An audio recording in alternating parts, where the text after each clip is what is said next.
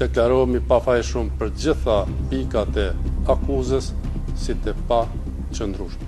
Që ndihem I pafajshëm për të gjitha pikat në aktakuzës. I dëgjova dhe I kam lexuar të gjitha pikat e aktakuzës.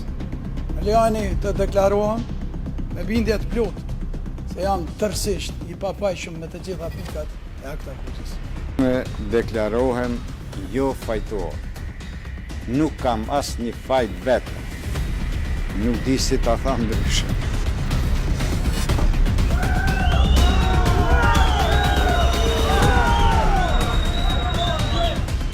Se çka po ndodh me Gjykatën Speciale, edhe se sa shkeli janë bërë deri tash, si po vazhdon që prokuroria që deponon akuza në këtë gjykatë, po I ndjek vetëm shqiptarët dhe vetëm njerëzit e UÇK-së, sa është drejtësi e sa politik.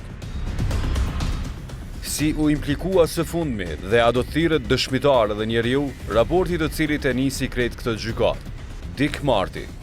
Janë këto vetëm disa nga pyetjet që marrin përgjigje në këtë epizod të InDoks. Flasin ata që e kanë mbikëqyrur punën e speciales që nga fillimi, kosovare ndërkombëtar, ekspert të drejtësisë. Për InDoks, flet edhe avokati amerikan I Hashim Thaçit, Richard Prosper.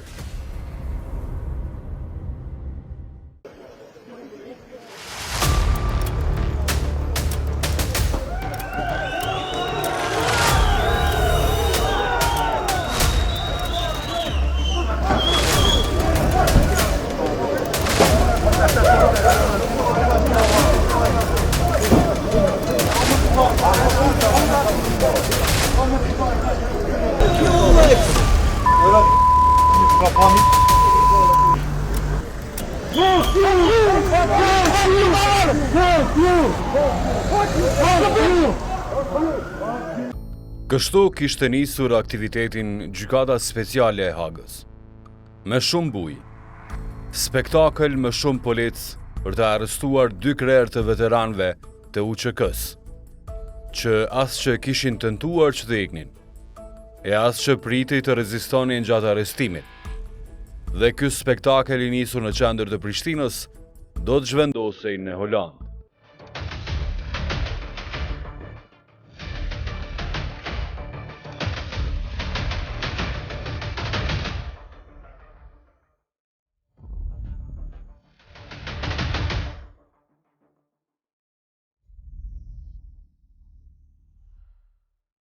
Deri tash janë ngritur 4 aktakuza. Disa janë në proces gjykimi. E aktakuza më shumë peshë deri tash ajo kundër ish-Presidentit Hashim Thaçi, ish-Kryepralmentarit Kadri Veseli, ish-Zëdhënësit të UÇK-së Jakup Krasniqi e ish-Shefit të deputetëve të Vetëvendosjes, Rexhep Selimi, është ende në faza përgatitore. Çdo kërkesë e tyre për t'i liruar nga paraburgimi është refuzuar. Parashikimet janë që edhe shumë vite ata pritet që të qëndrojnë të paraburgosur, pasi që edhe shumë vite do të zgjasë gjykimi kundër tyre. Parë nga aktakuza që tashmë veç është ri-plotësuar edhe një herë. Se çka po ndodh me Gjykatën Speciale, edhe se sa shkeli janë bërë deri tash, si po vazhdon që prokuroria që deponon akuza në këtë gjykatë, po I ndjek vetëm shqiptarët dhe vetëm njerëzit e UÇK-së, sa është drejtësi e sa politik. Si u implikua së fundmi dhe a do të thirret dëshmitar dhe njeriu, raporti të cilit e nisi krejt këtë gjykatë, dik marti. Janë këto vetëm disa nga pyetjet që marrin përgjigje në këtë epizod të InDoks. Flasin ata që e kanë mbikëqyrur punën e speciales që nga fillimi, kosovare ndërkombëtar, ekspert të drejtësisë. Për InDoks, flet edhe avokati amerikan I Hashim Thaçit, Richard Prosper.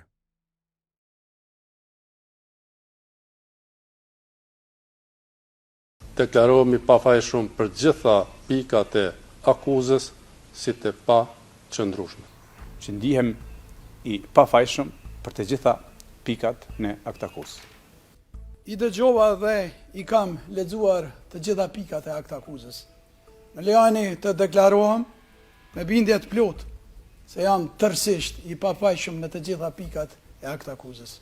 Me deklarohem jo fajtor. Nuk kam asë një fajt vetëm.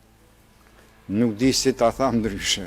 Me thonë drejt, nuk është që e kom lexuar bashkë në detaje këtë zgjerimin e aktakuzës, e kom dëgjuar prej mediave dhe prej debateve në për televizione që janë shtu 3 pika nëse nuk gaboj për maltretimin, ndalimin e jashtëligjshëm, po në detaje nuk kam arrit me i lexu krejt shkresat e Londës dhe nuk mundem me komentu ma shumë, po sigurisht që prokuroria do të pretendon çdo krim që të cilin e kanë bërë ish-pjesëtarët e UÇK do të mundohet me ndërlidh me hierarkinë komanduese dhe duke pas parasysh se ata të katërtit kanë pasur pozita të larta në UÇK dhe çdo krim që është kryer nga vartësit e tyre, prokuroria si roli prokurorisë do të pretendon që t'i ndërlidhë edhe me eprorët e tyre.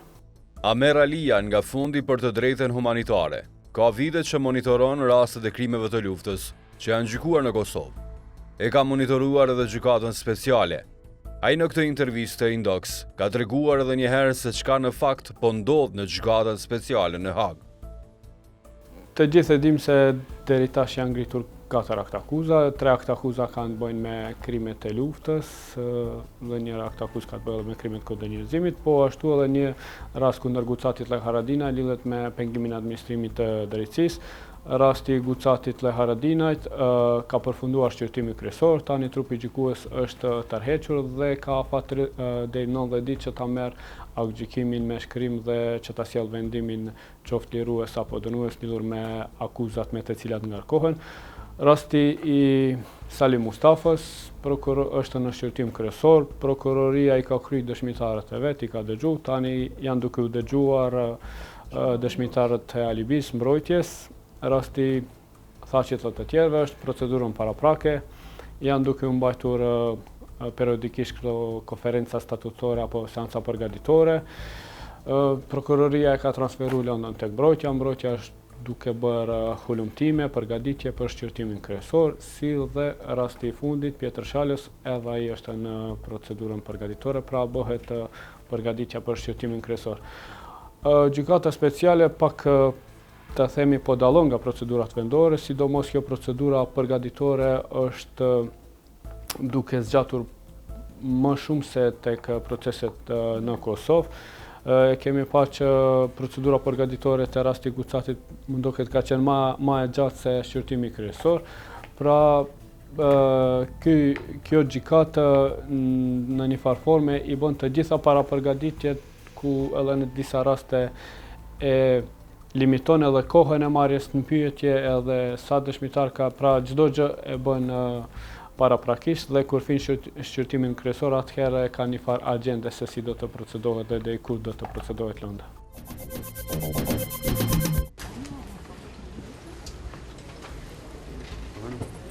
Il y a des indices nombreux et concordants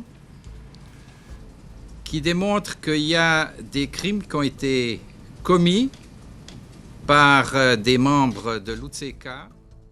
Është fundi vitit 2010, senatori zvicran në Këshillin e Evropës Dick Marty do të prezantonte raportin e një hetimi të tij, në të cilin do të ngriste dyshime se UÇK-ja postjerash ka kryer edhe trafikim të organeve. Një akuzë të tillë do ta bënte të pashmangshëm edhe një hetim tjetër që vite më vonë do ta kryente prokurori amerikan Clint Williamson, por e bëri të pashmangshme edhe vetë Gjykatën Speciale, që në fakt është një gjykatë anti-UÇK. On ne fait pas la lumière sur ce passé. Mais bientôt on a découvert que finalement ces choses étaient connues de la plupart des services de renseignement des différents pays. Akuzat do t'i bënte, gjykata do të ndërtohej, por konstatimet e tij për trafikim organësh do të zhdukeshin. As nuk u përfshin në aktakuzat që janë ngritur deri tash. Bashkë me akuzat e tij, thuaj se u zhduk edhe vetë Marty.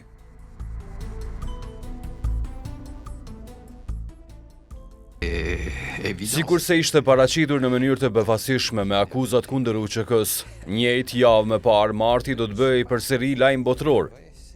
Tash ka ndërruar paksa tregimi. Ai dha një intervistë ku me pak fjalë tha që po e ruaj njësi elitare policore, pasi që shërbimi sekret i Serbisë pas ka planifikuar që të avriste e për këtë t'i fajson të shqiptarët.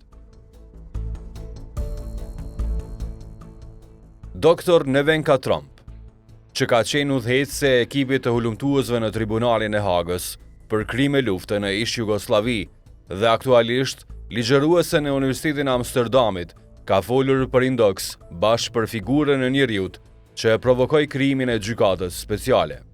Everything associated and connected with the story is simply so not transparent.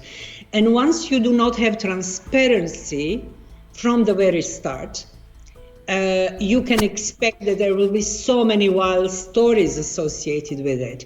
And why I'm saying there has never been transparency about Dick Marty's report for Council of Europe, we know that the whole story about so-called organ harvesting has been presented to Yugoslavia Tribunal, and that as of 2003, the prosecution and the investigators of ICTY said that there is no leads, there are no reason to continue investigation because these claims were foundless, there were no foundations for them.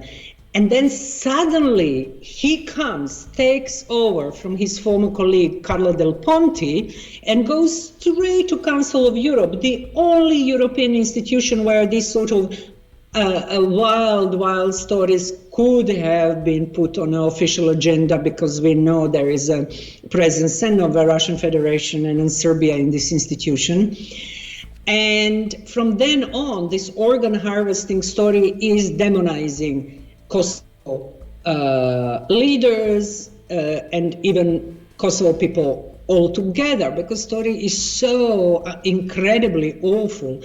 And you know what lack of transparency means, that even in his report. Doktor Nevenka Trump, deklarimet e Dick Martit se pas ka dashur që ta vriste një institucion i Serbisë, e dualinte fajin shqiptarëve, i sheh si tendencë për të vazhduar tregimi i shtetit serb për, siç e quan ajo, demonizimin e shqiptarëve të Kosovës. So Serbia sent out this narrative to the world and achieved quite a lot by this narrative, because in the public opinion now there is this sort of doubt. Oh, these Kosovo Albanians, they are not such a good guys, huh? I mean, even that is enough to recast and stain the struggle of Kosovars in freeing themselves from Serbian apartheid regime. So obviously Serbia and strategic narrative of Serbia is to keep this story going, despite the fact that indictments are completely now free. There is nothing of this in indictments and in a court, but Serbia wants this story to go on and on as a public story.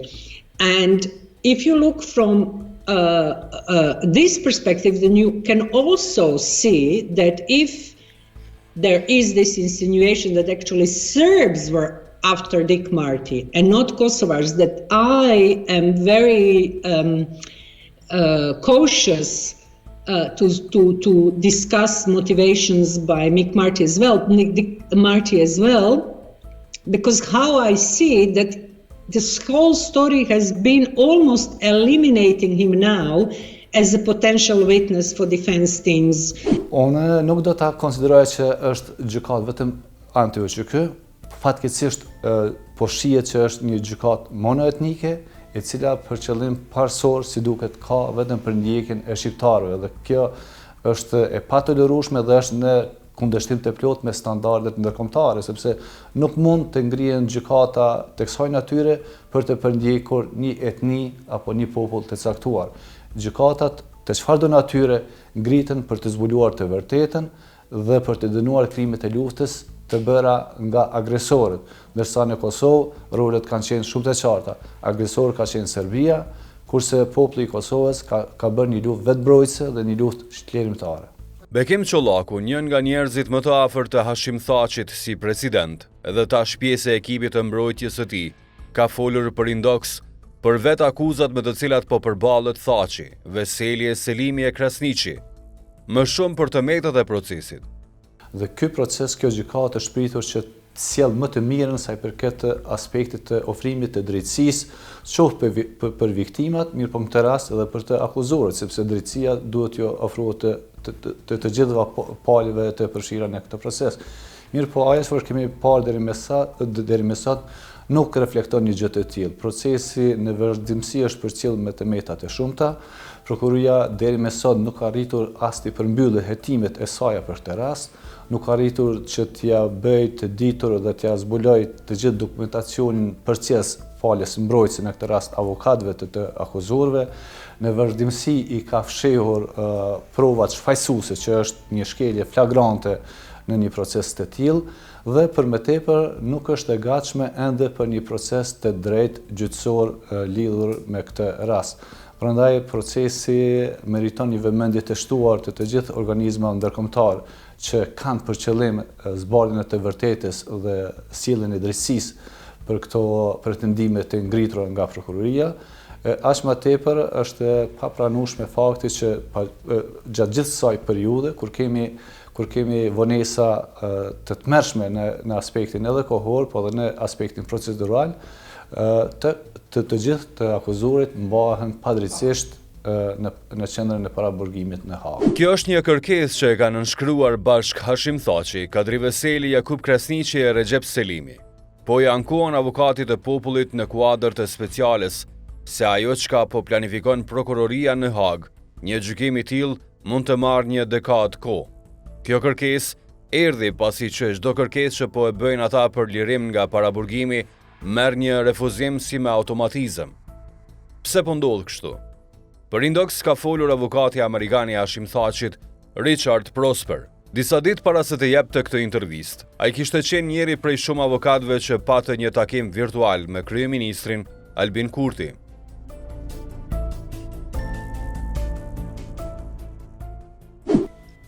We're pleased that the Prime Minister is engaging. We are pleased that the Prime Minister is beginning to educate himself on what is happening here, because this case is greater than the individuals before it. This case is about Kosovo. Again, the fact that the KLA is being deemed a criminal organization, this really relates to the birth of the nation and the history of the nation. So it's important that the government and its people pay close attention and form its own conclusions as to whether or not this is a fair process.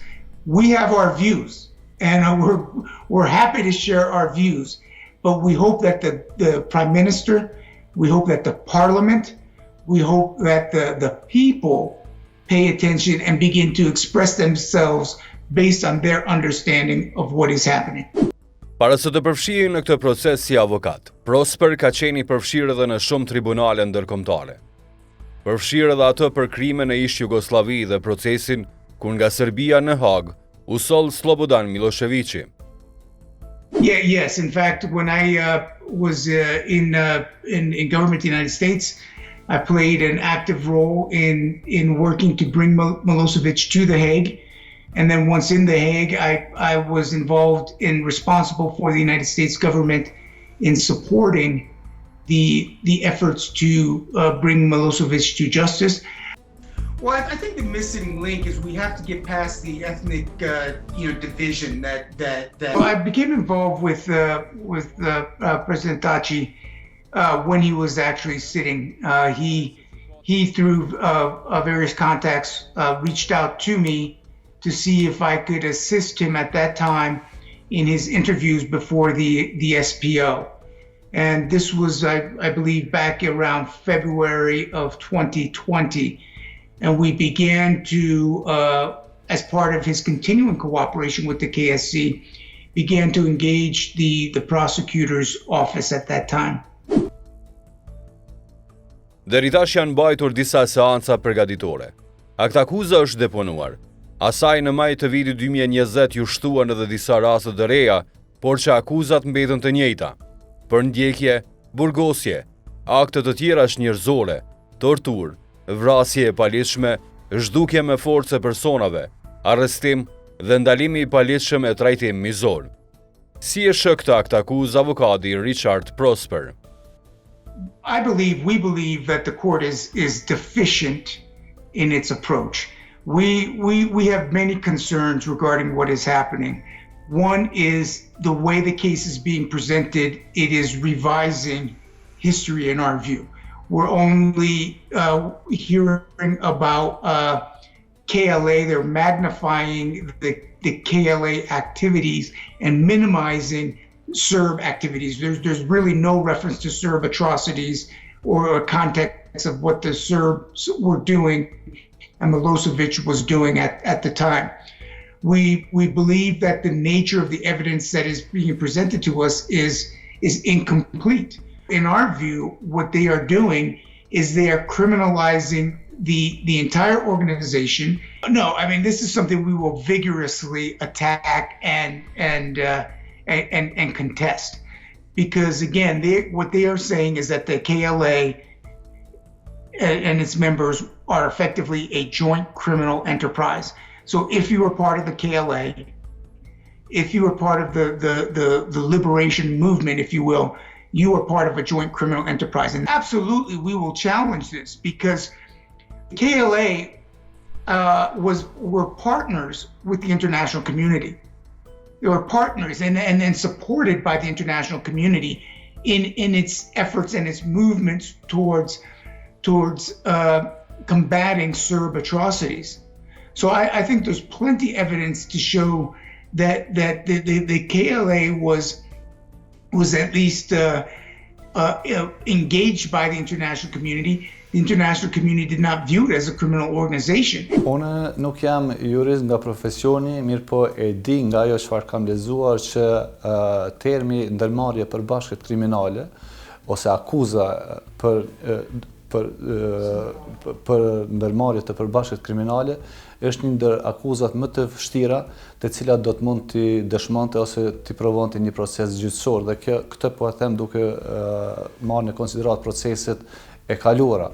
Mirë po, në rastin konkret të akuzosh disa pjesëtarë që kanë qenë antarë të shtabit të përgjithshëm të UÇK-së dhe njëkohësisht edhe antarë të qeverisë së përkohshme të Republikës së Kosovës si pjesëmarrës në një organizatë të përbashkët kriminale, me të vërtet është paradoks i llojit të veçantë, sepse sipas kësaj logjike i bie që të gjithë antarët të shtabit të përgjithshëm të UÇK-së, rrjedhimisht të gjithë luftetarët e ushtrisë shqiptare të Kosovës dhe në anën tjetër të gjithë antarët e qeverisë së përkohshme të Republikës së Kosovës kanë qenë antarë të një organizate të përbashkët kriminale. Dhe kjo gjë fatkeqësisht figuron edhe në aktakuzën e ngritur në këtë rast, pikërisht në paragrafin 35 të kësaj aktakuze bëhet një cilësim dhe specifikim i tillë.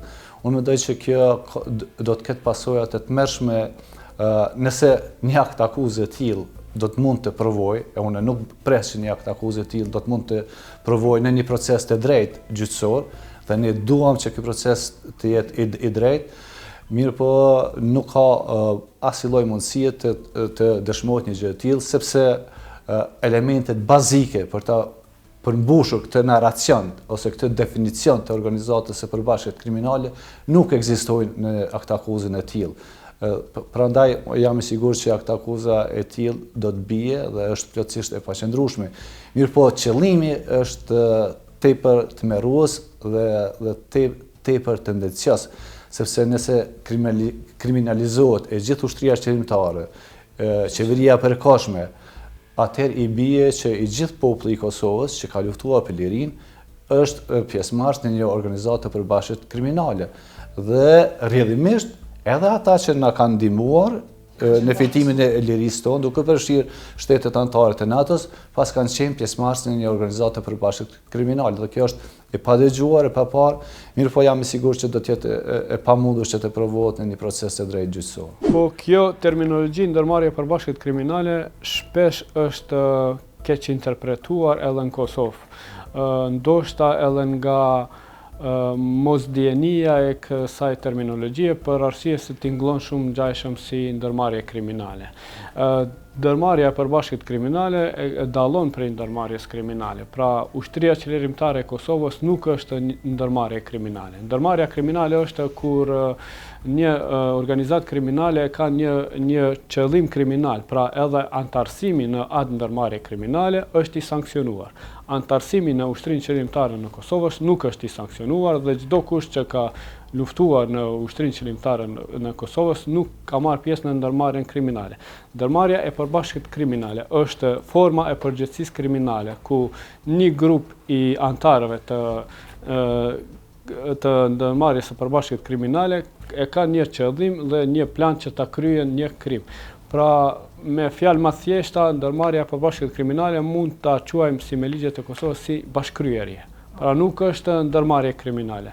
Amer Alia nga Fondi i të Drejtës Humanitare, pos që tregon që nga ajo që ka parë, akuzat nuk janë drejt krejt UÇK-së si organizat. Tregon se si nga përvoja e tribunaleve tashmë kjo lloj akuze ka avancuar dhe është ndarë edhe në lloje varësisht nga veprimet e përgjithësit.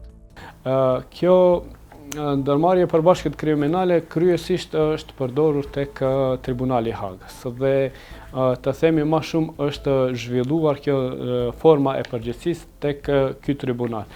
Tani atë shumë është zhvilluar saqë është ndarë edhe në 3 kategori. Kemi ndërmarrjen kriminale themelore, ku e kemi qëllimin e përbashkët të krejt grupit, pra mund ta marrë një shembull se qëllimi i përbashkët për shembull te kategoria themelore është kur edhe prori edhe vartësit e kanë qëllim që ta pastrojnë, le të themi, etnikisht Kosovën dhe ai është qëllimi primar dhe qëllimi kryesor. Pra është kategoria e parë dhe është themelore. Masandej kemi kategorinë sistematike apo kategoria e dytë në praktikë që njihen. Ka të bëjë më shumë me qendrat e ndalimit, e përqendrimit, maltretimit të ndaluarve tjera dhe ndërmarrje e përbashkët kriminale e zgjeruar kemi të bëjmë me devijim nga ndërmarrja e parë. Për shembull, urdhëri ka qenë që të bëhet spastrimi, po aty këtu nai vartës, nai ushtar ka bërë nai vrasje, nai dhunim, atëherë e kemi të bëjmë me ndërmarrjen e kategorisë së tretë. Alia tregon që në praktikat e tribunaleve akuza për ndërmarrje të përbashkët kriminale nuk është as pak e re, madje është shtetë e zakonshme. Po ndërmarrjes përbashkët kriminale gati të gjithë krerëve të cilat janë dënuar ish-Prorët e RFJ-së, Serbisë, pra 6 persona të cilat janë dënuar nga Tribunali i Hagës, po ashtu janë akuzuar me këtë përgjithësi apo formën e përgjithësisë të ndërmarrjes së përbashkët kriminale dhe gati të gjitha ata janë dënuar për këtë formë të përgjithësisë penale. Po ashtu e kemi pasur edhe sa më kujtohet edhe nga misionet ndërkombëtare edhe 2 raste ku në aktakuzat e tyre janë përfshirë ndërmarrja e përbashkët kriminale është nëse nuk gaboj ka qenë edhe te grupi i Llapit edhe tek rasti Selim Krasniqit dhe të tjerë. Po te kjo ndërmarrje e përbashkët kriminale, unë sa i kom analizuar këto procese, pe vrej që e kemi një mangësi pak të disa prokurit për arsye se nuk e kategorizojnë në aktakuzë se cilës kategori të ndërmarrjes së përbashkët kriminale i takojnë ky grup apo ai grup për arsye se qëllimi dallon në secilën ndërmarrje. We are challenging or will challenge every aspect of this case. From not only the past charges but the new modifications that they are making.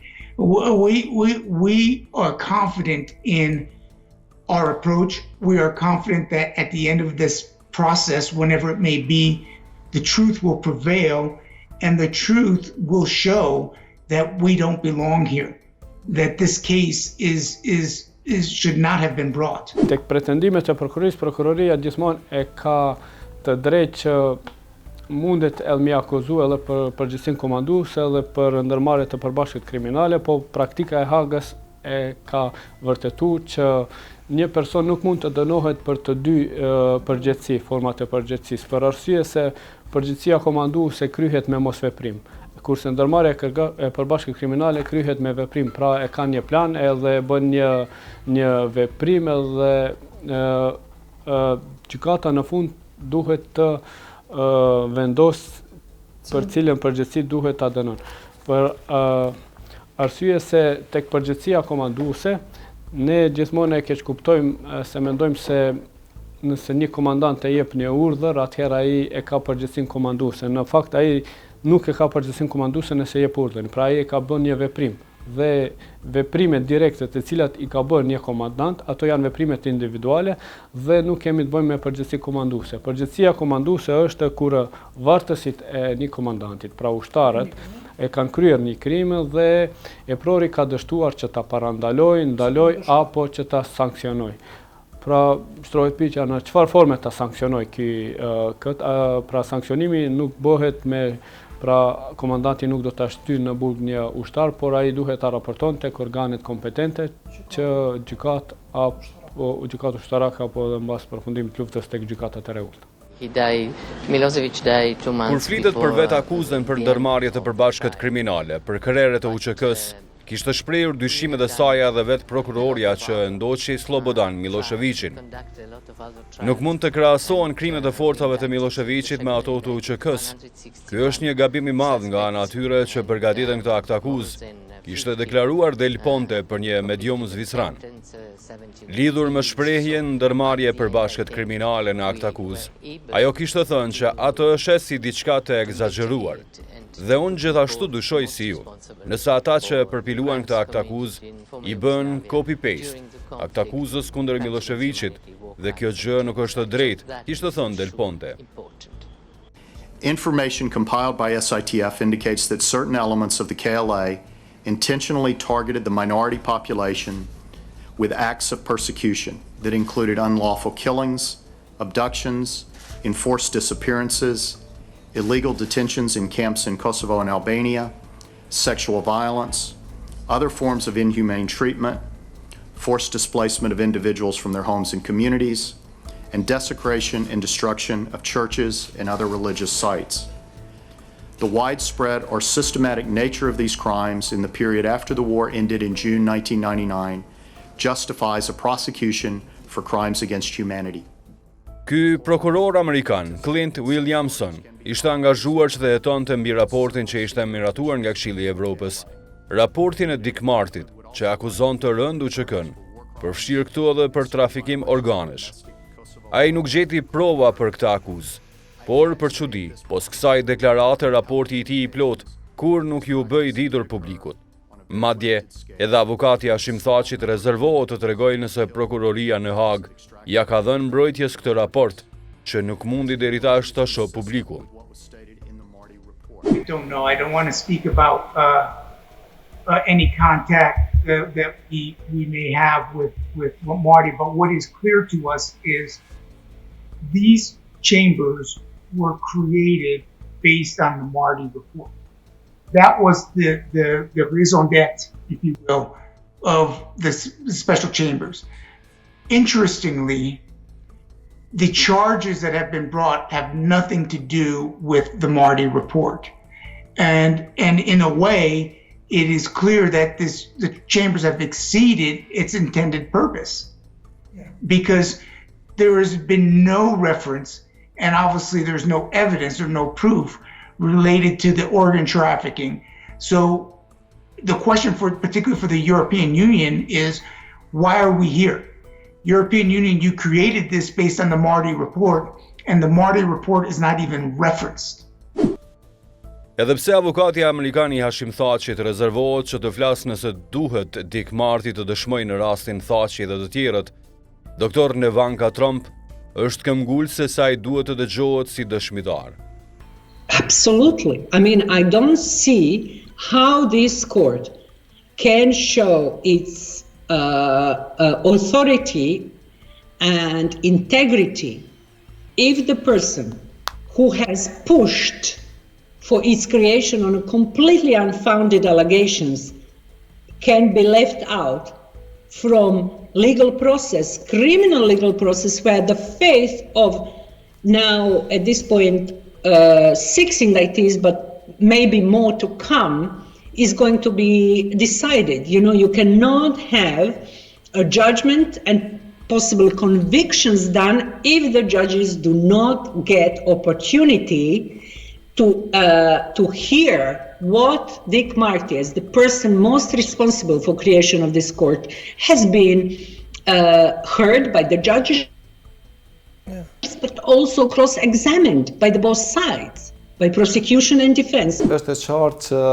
kjo gjykatë më tepër se sa një gjykatë që do duhet të sillte drejtësi mbi pretendimet e ngritura nga prokuria dhe të sillte drejtësi edhe për viktimat që mund të jenë të afektuara nga ky proces, po duket që ka qëllime krejtësisht të një natyre tjetër që unë mund t'i përkufizoj me një nocion që janë qëllime politike. Dhe qëllimi kryesor politik në këtë aspekt është ndryshimi në narracionit apo i tregimit apo i rrëfimit apo tendenca për rishkrimin e historisë më të re apo historisë moderne të Kosovës.